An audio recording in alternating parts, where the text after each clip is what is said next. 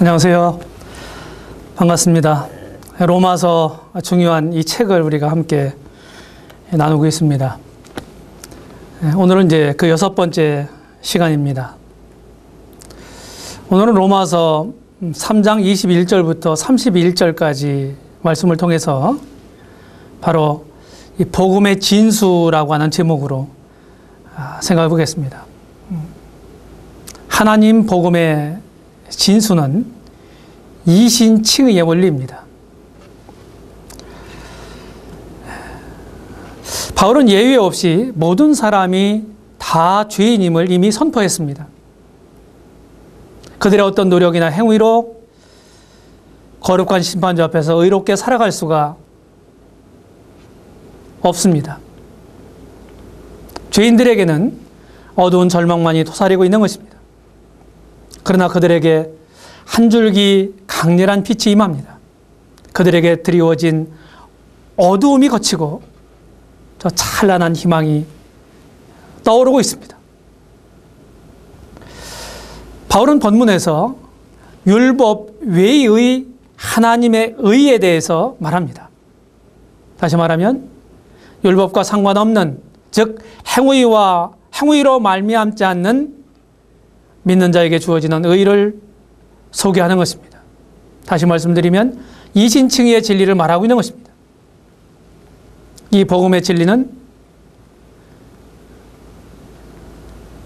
하박국 2장 4절, 이사야서 53장 1절로 6절에서 선지자들에 의해서 이미 선포됐고, 그리고 사도들에 의해서 로마서 1장 17절이라든지 히브리서 10장 38절, 갈라디아서 이런 데 통해서 전파됐습니다. 이 이신칭의의 복음의 핵심은 종교개혁의 원동력이 된 아주 위대한 진리입니다. 우리는 로마서의 심장과 같은 이 부분을 오늘 이 시간에 함께 나누게 될 것입니다. 오늘은 세 가지 대지로 말씀을 드리겠습니다. 로마서 3장 21절, 22절을 통해서 율법 외의 하나님의 의에 대해서, 그리고 두 번째 대지는 3장 23절로 26절을 통해서 예수 그리스도로 말미암는 의에 대해서, 그리고 3장 27절로 31절에서 믿음으로 얻는 의에 대해서 함께 상고하고자 합니다. 자, 우리 첫 번째 대지에 들어가기 전에 우리가 말씀을 한 두세 구절 읽겠습니다. 21절, 22절을 보면 이제는 율법 위에 하나님의 한 의가 나타났으니 율법과 선지자들에게 증거를 받은 것이라. 곧 예수 그리스도를 믿음으로 말미암아 모든 믿는 자에게 미치는 하나님의 의니 차별이 없느니라. 24절, 그리스도 예수 안에 있는 구속으로 말미암아 하나님의 은혜로 값없이 의롭다 하심을 얻은 자 되었느니라. 우리 첫 번째 단락에서 율법 위에 하나님의 의에 대해서 생각해 보겠습니다. 이미 우리가 읽었지만 갈라디아서 2장 16절에서도 사람이 의롭게 되는 것이 율법의 행위에서 난 것이 아니요 오직 예수 그리스도를 믿음으로 말미암은 줄 아는 거로 우리도 그리스도 예수를 믿는다고 말씀하고 있고, 이는 우리가 율법의 행위에서가 아니고 그리스도를 믿음으로써 의롭다함을 얻으려 함이라. 율법의 행위로서는 의롭다함을 얻을 육체가 없느니라. 이렇게 아주 명백하게 말씀하고 있습니다. 이런 명백한 말씀이 성경에 기록되어 있음에도 불구하고 성경을 믿는다고 하는 사람들 중에서도 그들은 이런 사실들을 알지 못한 채, 믿지 않은 채 살아갑니다. 그래서 복음은 비밀입니다. 감추어서 비밀이 아니라 다 만천하에 공개됐지만은 깨닫지 못해서 비밀인 것입니다. 여기 본문에 들어가 보겠습니다. 로마서 3장 21절 상반절에 보게 되면 이제는 율법 위에라고 말씀합니다. 율법 위에.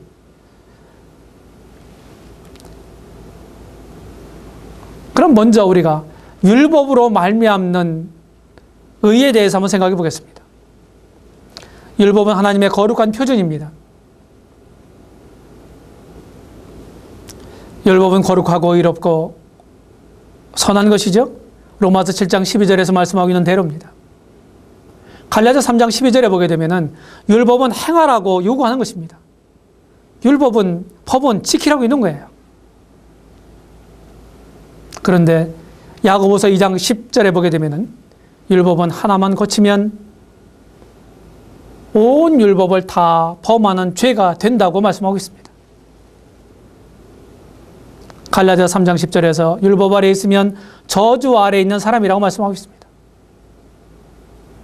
왜냐하면 고린도서 3장 9절에서 말씀하는 대로 율법은 정죄의 직분이기 때문입니다. 그래서 우리가 이미 본 것처럼 갈라디아 3장 11절에서도 율법을 통하여 결코 의롭게 되지 못합니다. 천국은 의에 거하는 나라입니다. 그래서 의인들만 갈 수 있는 나라이죠. 죄가 한 홀이라도 가품을 받기 전에서는 결코 그 지옥에서 나올 수가 없습니다. 이것은 제 말이 아니고 바로 예수 그리스도의 말씀인 것입니다. 율법으로 말미암는 의는 이론상으로는 존재할 수 있지만은 실제적으로는 존재할 수 없습니다. 그러면 율법 외에 하나님의 한 의가 나타났다고 여기 우리 본문 로마서 3장 21절에서 말씀하고 있습니다. 믿음으로 말미암는 의. 그래서 이 말을 사자성어로 이신칭의라고 부르는 것입니다. 이신칭의 또는 이신덕의.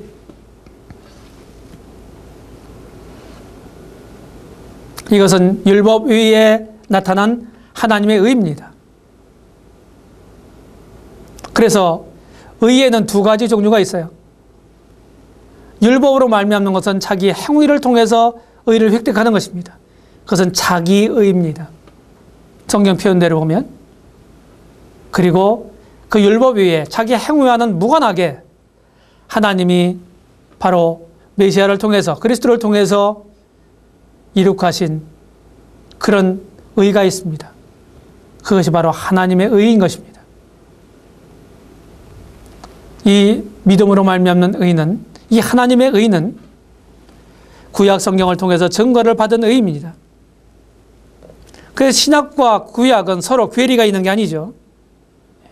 율법과 선지자들에게 증거를 받은 것이라고 여기 21절 하반절에 말씀하고 있습니다. 22절은 뭐라고 말하고 있나요?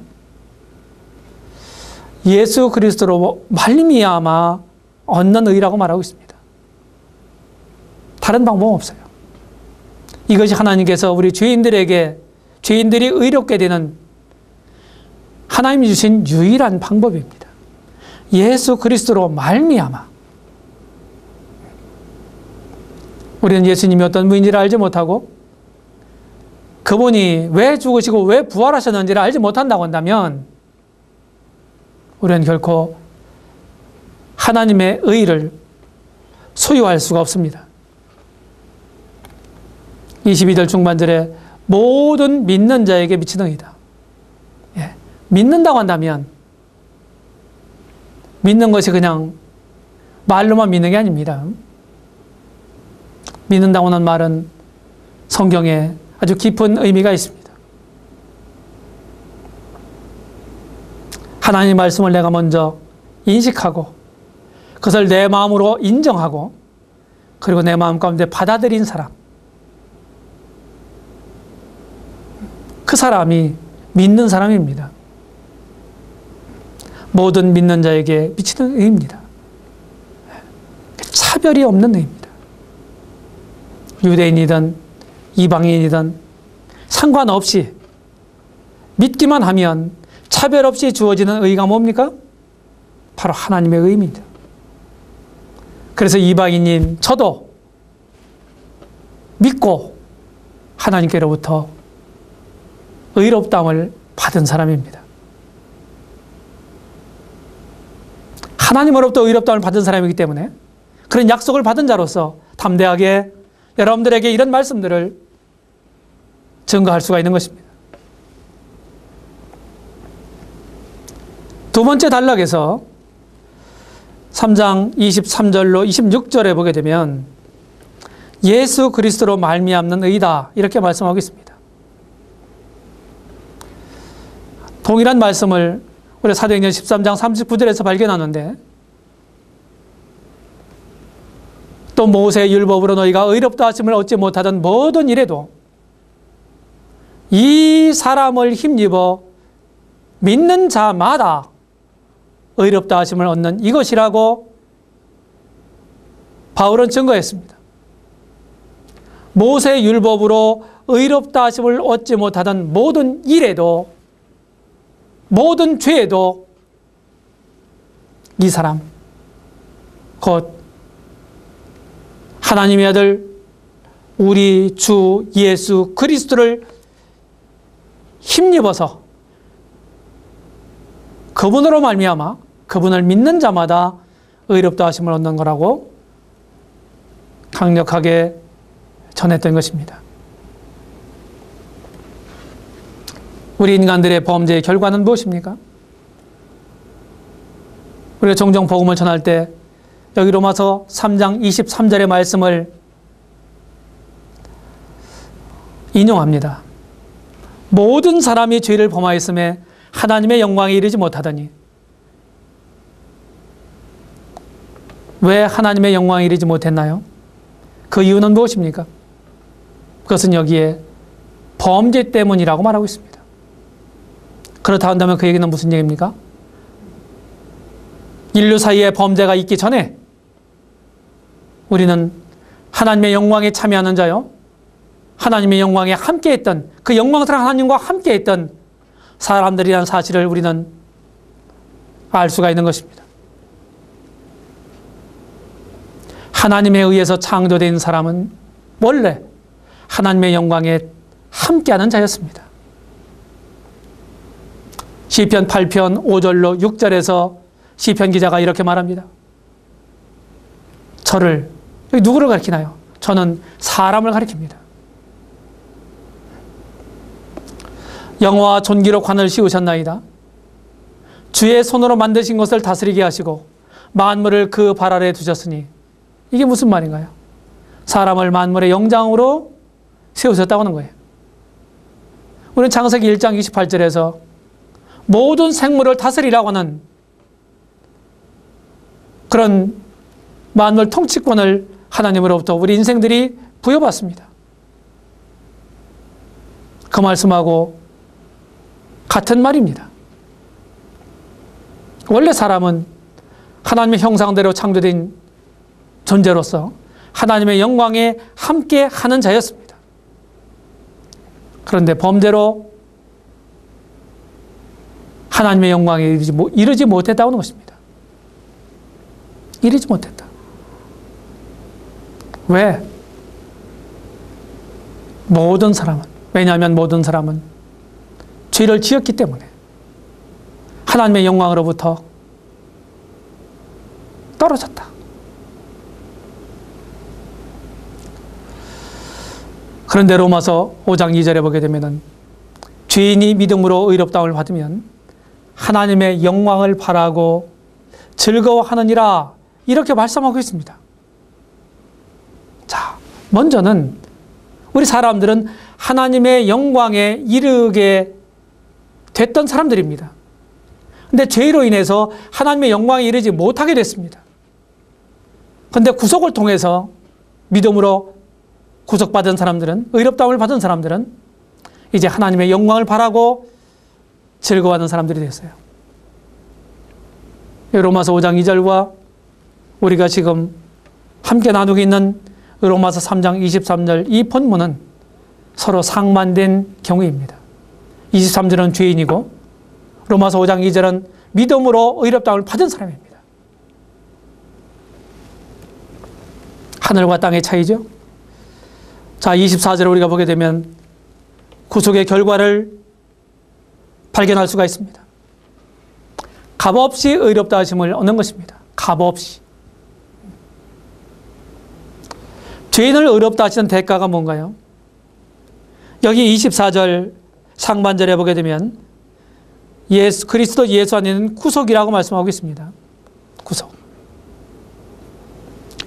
25절 상반절에서도 예수를 하나님의 그 피로 인하여 믿음으로 말미암는 화목제물로 세우셨다.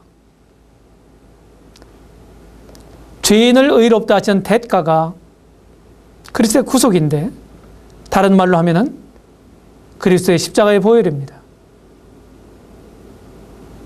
그것이 이미 멸망을 피할 수 없었던 이런 죄인들이 믿음으로 의롭다움을 받을 수 있는 근거가 제공된 것입니다. 이것이 대가입니다. 그리고 여기 24절 하반절에 보게 되면 하나님의 은혜로 값없이 의롭다 하심을 얻은 자 되었느니라. 하나님께서 죄인을 의롭다 하시는 원칙이 무엇인가요? 여기 하나님의 은혜라고 하는 것입니다. 이미 죄인들의 죄값을 그리스도를 통해서 하나님께 받으셨습니다. 그것을 근거로 해서 하나님은 은혜를 베푸실 수가 있습니다.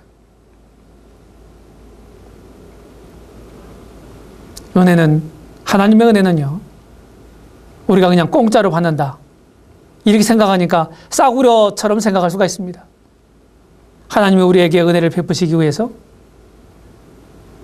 얼마나 엄청난 대가를 지불하셨다는 사실을 우리는 기억해야만 합니다. 그 다음에 25절 상반절에 보게 되면 뭐라고 말씀합니까? 믿음으로 말미암는 화목제물로 세우셨다. 죄인이 의롭다움을 받는 수단이 무엇입니까? 예수 그리스도에 대한 믿음입니다. 예수 그리스도에 대한 믿음. 성경은 한결같이 그것을 말씀하고 있는 것입니다. 여기 우리 개역 성경에는 화목제물로 번역됐습니다. 예수님은 우리의 하나님과 우리 사이에 화목제물이 되셨다. 죄인과 하나님, 거룩하신 하나님 사이에는 불화 관계가 있습니다. 그런데 화목제물이 되셨다는 거예요. 전수 성경에는 속죄제물로 번역됐습니다. 원어 성경에는 뭐라고 되어 있습니까? 속죄소라는 말로 번역됐습니다. 속죄소라는 말로 기록되었습니다. 저는 이 말씀을 오래전에 연구하면서 여기 25절의 말씀, 여기에 화목제물이 되셨다고 하는 이 말이 히브리서 9장 5절에 히브리서 기자가 성막에 대한 얘기를 하면서 속죄소에 대한 지성소에 놓여 있는 언약궤 뚜껑과 같은 역할을 했던 속죄소에 대해서 언급하면서 그 말이 헬라 말로 힐라 스테리온이라는 말입니다. 힐라 스테리온. 여기 로마서 3장 25절 화목제물이라는 말과 히브리서 9장 5절의 속죄소라는 말이 똑같이 헬라어로 동일합니다. 힐라 스테리온. 다시 말하면 구약적으로 표현하면 예수님은 우리의 속죄소가 되셨다는 것입니다. 죄를 어떻게 이스라엘이 구약시대 때 속죄를 받았나요? 희생 짐승을 잡아서 피를 받아서 그것을 속죄소에 뿌려서 죄사함을 받았습니다. 우리 예수님은 자기 피를 가지고 자기 스스로 제단이 되어서 자기가 대제사장이 되어서 제사장이 되어서 거기에 뿌린 거예요. 놀라운 일입니다. 그래서 값없이 의롭다함을 받게 됩니다. 하나님 오늘날 죄인들에게 요구하시는 딱 한 가지의 조건이 있다면 그것은 믿음입니다. 하나님은 그것만을 바라고 계십니다. 이 그림은 구약시대 때 속죄의 일날 대제사장이 속죄제물의 무죄한 피를 받아가지고 가서 흠없는 짐승을 잡아서 그 피를 받아가지고 가서 여기 언약궤 위에 있는 속죄소에 7번 뿌렸습니다. 그래서 국가적인 속죄를 받았던 것입니다. 개인적으로는 매번 범죄할 때마다 제사를 지냈습니다. 그런데 이 속죄소에 뿌리는 것은 1년에 한 번씩 정해진 날에 그들 유태력으로 종교력으로 7월 10일 날 대속죄일 날 대제사장이 1년에 한 번씩 들어가서 피를 뿌림으로 속죄를 받았던 것입니다. 히브리서 9장 7절에서 오직 둘째 장막은 대제사장이 홀로 1년 1차씩 들어가되 피 없이는 아니하나니 이 피는 자기와 백성의 허물을 위하여 드리는 것이라고 기록된 대로입니다. 바울의 하나님의 은혜로운 행위에 대한 묘사를 보십시오. 법정 용어인 칭의를 사용했습니다. 노예 시장 용어인 구속을 사용했습니다. 성전 용어인 속죄소라고는 말을 사용했습니다. 여기 전에 지은 죄를 간과하심으로 이런 말씀이 있습니다. 이 말의 뜻이 무엇일까요? 하나님의 구속 완성 이전의 죄를 그냥 간과해 오셨다는 것입니다. 구약의 속죄 제사는 죄를 씻는 역할이 아니라 그 죄를 덮어주는 역할을 했습니다. 하나님이 길이 참으시던 중에 간과하셨다고 말씀하고 있습니다. 언제까지요? 하나님이 일정한 때까지, 이 십자가 때까지, 구속의 완성 때까지 간과하셨다는 겁니다. 다시 말씀을 드리면 하나님 마음속에 작정하신 그 경륜을 따라서 간과해 오셨다고 하는 것입니다. 이제 하나님의 아들 우리 주 예수 그리스도를 통해서 우리 죄인 인생들을 위한 구속이 그분의 죽으심과 부활을 통해서 완성되었습니다. 이제 더럽고 추악한 죄는 씻을 수 있는 완전한 완벽한 것이 지금 마련되어 있는 것입니다. 우리를 왜 구속하실까요?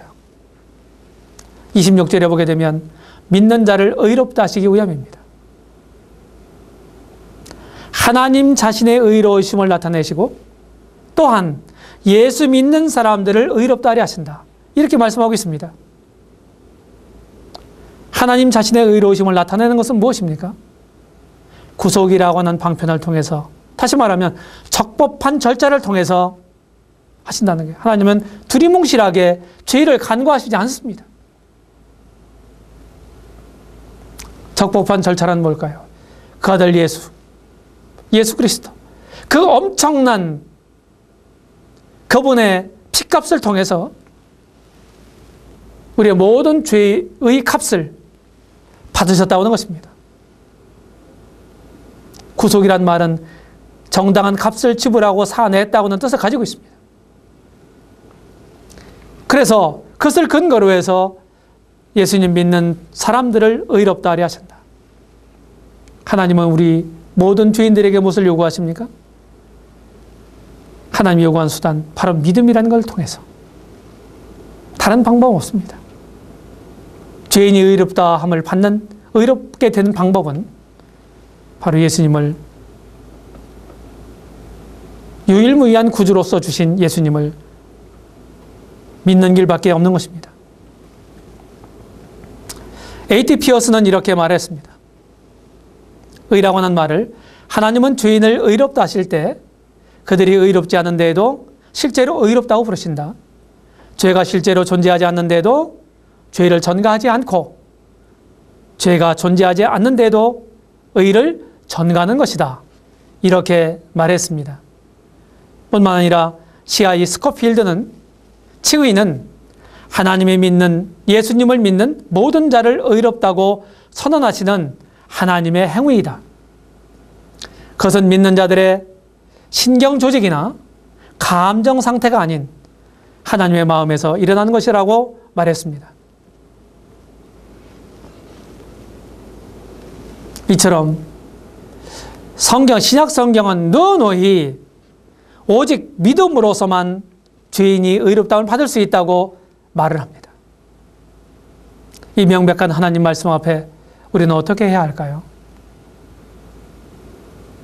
자기의 선행이나 의로운 삶을 통해서 어떤 종교적 행위를 통해서 하나님 앞에 나아가려고 하는, 그리고 하나님으로부터 의롭다움을 받으려고 하는, 천국 티켓을 그야말로 따려고 하는, 죄사함을 받으려고 하는 모든 생각과 행위를 버리고 겸손한 마음으로 하나님 앞에 나와야 하는 것입니다.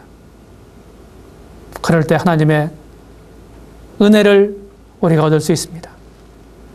우리는 세 번째 마지막 단락에서 로마서 3장 27절로 31절 말씀을 통해서 믿음으로 얻는 의에 대해서 생각해 보겠습니다.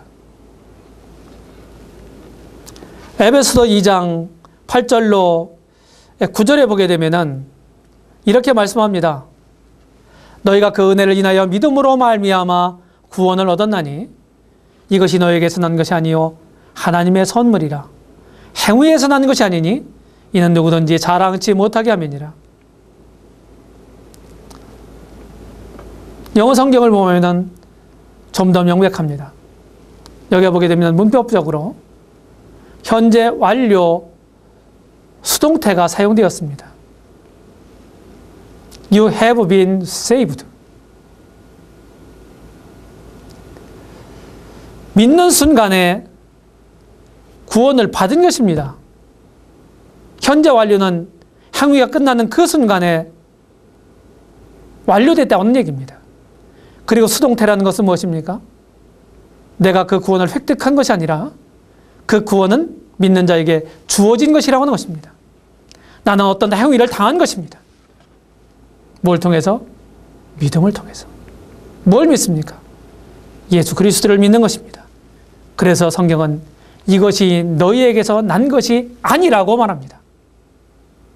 하나님의 선물이라고 말하는 것입니다. 선물은 거저 주어지는 것입니다. 선물을 받는 사람들은 거저 받는 것이지만 선물을 제공하는 사람은, 주는 사람은 그것을 그 값을 지불하고 장만해야 하는 것입니다. 하나님은 우리에게 구원의 선물을 제공하시기 위해서, 은혜로 제공하시기 위해서 아드님을 희생시키시는 값비싼 대가를 지불하셨습니다. 이렇게 구원받은 사람들은 어떻게 됩니까? 자기 노력이나 자기 수고로, 자기 행위로 된 것이 아니기 때문에 자기를 자랑할 수 없을 것입니다. 그럼 누구를 자랑하나요? 나에게 그 은혜를 베푸신, 나를 구원하신 하나님과 그것을 가능케 한 예수 그리스도에 대해서 그분을 자랑하고 그분을 높이고 그분께 영광을 돌리게 될 것입니다. 결코 자기 자랑할 수 없는 의입니다. 행위로냐? 아니라 오직 믿음의 법으로니라고 아주 명백하게 바울은 강조하고 있는 것입니다. 하나님이 믿는 자에게 수요하시는 의일은 29절로 30절에서 말씀합니다. 유대인과 이방인은 모든 사람의 하나님이 되십니다. 하나님은 모든 사람의 하나님이십니다. 할례자와 무할례자 모두 똑같이 차별 없이 믿음을 보시고 의롭다 하십니다. 로마서 8장 33절에 보게 되면 여기 우리 본문 30절 하반절에 보는 것처럼 믿는 자를 의롭다 하시는 분은 하나님 한 분이십니다. 하나님이 의롭다 하시는 것입니다. 그래서 우리는 하나님 앞에서 거짓되이 믿는다고 말할 수 없는 것입니다. 하나님 우리 중심을 보시기 때문에, 우리 마음을 통찰하시는 분이기 때문에 그분에게는 진위가 분명하게 드러나는 것입니다. 31절 우리 마지막 절에 보게 되면 그런즉 우리가 믿음으로 말미암아 율법을 폐하느뇨 그럴 수 없느니라 도리어 율법을 굳게 세우느니라고 말씀하고 있습니다. 이게 무슨 말일까요? 이신칭의의 복음은 율법을 폐기하지 않습니다. 복음은 율법의 요구, 즉 죄값을 예수 그리스도의 생명으로 지불했음을 선포합니다. 그렇기 때문에 복음은 율법을 폐하는 대신에 오히려 굳게 세우는 것입니다.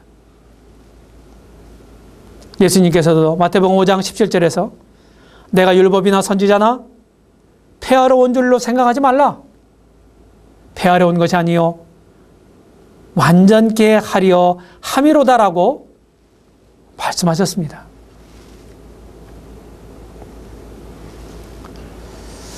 이제 결론을 우리 함께 생각해 보겠습니다. 결론 첫 번째로 하나님의 은혜를 찬양하시기 바랍니다. 여기 율법 외에란 말이 죄인들에게 얼마나 큰 희망을 주고 있습니까? 지옥불에 던져져서 멸망당할 수밖에 없었던 이 절박한 죄인들을 구명하기 위해서 저 하늘에서 은혜의 밧줄을 내리셨습니다. 사제를 통해서 저 지옥에서 끌어올리시고 의로서 하늘에 합당한 자로 옷 입혀 주셨습니다.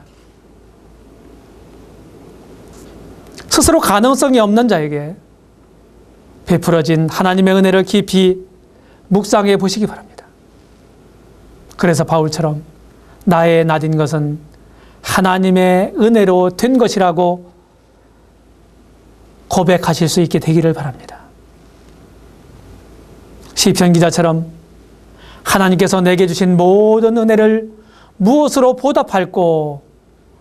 라는 심정으로 그 하나님을 섬겨가시기 바랍니다.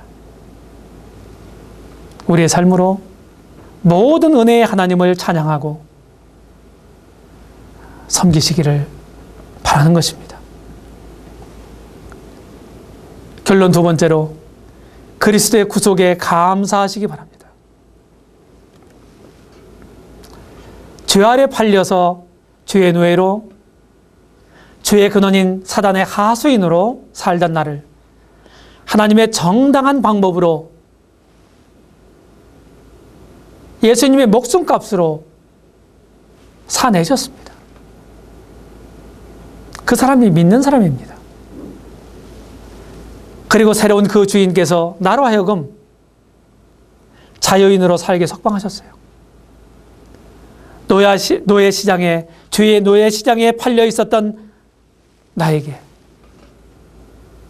예수 그리스도께서 오셔서 정당한 값을 지불하고 나를 사내셔서 이제 너는 자유인이다. 내 마음대로 살아라. 이렇게 말씀하신 것입니다. 평생 죄의 노예의 멍에를 벗을 수 없는 나를 해방하시고 하나님의 자녀가 되신 이 놀라운 은혜를 기억하면서 우리 함께 마음으로 감사하십시다. 도저히 범접할 수 없었던 하나님께 가까이 나아가는 자가 되게 하심을 우리 함께 감사하십시다. 데살로니가전서 5장 18절에서 말씀하신 대로 범사에 감사하는 마음으로 능히 어떠한 감사함으로 하나님께 보답할꼬 라는 심정으로 우리가 살아갈 수 있으면 좋겠습니다. 이제껏 나를 권하시고 여기까지 인도해 오신 하나님께 감사하고 주어진 모든 것을 불평하지 말고 감사함으로 받으시기 바랍니다. 여러분, 진짜 믿고 계시나요? 진짜 예수 그리스도가 어떤 분인지를 아셨습니까? 여러분들의 죄 문제를 확실하게 해결하셨습니까? 하나님으로부터, 다시 말하면 이 말씀으로 하나님께로부터 의롭다함을 받으셨습니까?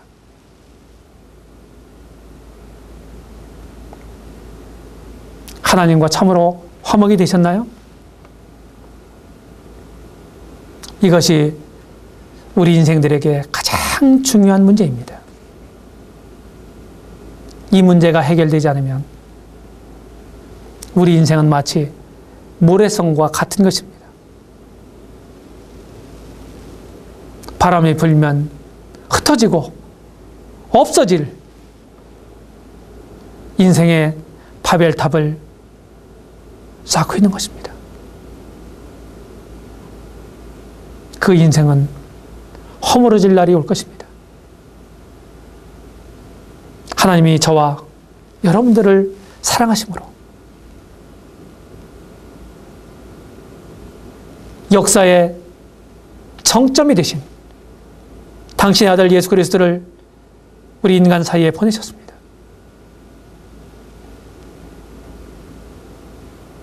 그 무지한 그분을 처참한 방법으로 십자가에서 죽이시고 피 흘리게 하시고 그리고 죽은 자 가운데서 살리셨습니다. 그 말은 무엇입니까? 하나님 앞에서 나의 모든 죄값이 다 지불됐다고는 말이고 그분을 살렸다고는 말은 더 이상 그 죄의 문제를 문제 삼지 않겠다고는 하나님 앞에서 그 죄의 예수님께서 드리신 죄의 제사를 기쁘게 연락하셨다고는 의미인 것입니다. 고린도전서 15장 17절에 아주 명백하게 말씀하고 있습니다. 그리스도께서 다시 사신 것이 없으면 우리의 믿음도 헛되고 우리 지혜가 여전히 우리 가운데 있을 것이라고 말씀하고 있습니다. 그렇다면 그분이 살아났다면 우리가 그분을 믿는 것은 헛된 것이 아닙니다. 그리고 우리가 진짜 그분 예수님을 믿는다면 우리의 죄가 하나님 앞에서 해결된 것입니다. 하나님은 단지 저와 여러분들에게 그 예수님에 대한 진실한 믿음만을 요구하십니다. 믿음을 갖는 방법은 예수님이 어떤 분인지를 알고 그분이 하신 일이 나와 어떤 관계인 것을 내가 알고 겸손하게 그분 앞에 은혜를 구하는 것입니다. 그분을 나의 삶의 중심에, 내 마음 중심에 구주와 주님으로 모시는 것입니다. 예수님은 이렇게 초청하십니다. 수고하고 무거운 짐진 자들아 다 내게로 오라. 내가 너희를 쉬게 하리라. 이렇게 지금도 여전히 초청하고 계시고 마태복음 11장 28절의 이 말씀은 지금도 여러분들에게 유효합니다. 어서 예수님께로 나오십시오. 그리고 그 은혜를 받으시고 누리시는 여러분들이 되시기를 바라는 것입니다. 감사합니다.